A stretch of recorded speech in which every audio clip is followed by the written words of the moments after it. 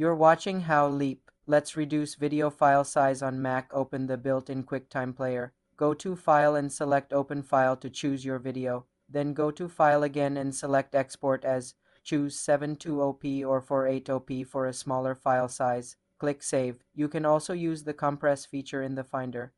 Right-click the video file, select Compress. This creates a smaller zip file, but it may not reduce video size. For more control, use Handbrake, a free app. Download and open Handbrake. Import your video. Choose a preset like Fast 720p and adjust the quality slider. Click Start. You're watching How Leap. Let's reduce video file size on Mac. Open the built-in QuickTime Player. Go to File and select Open File to choose your video. Then go to File again and select Export as. Choose 720p or 480p for a smaller file size. Click Save. You can also use the Compress feature in the Finder. Right-click the video file, select Compress. This creates a smaller zip file, but it may not reduce video size. For more control, use Handbrake, a free app. For more simple tech tutorials, subscribe to the channel.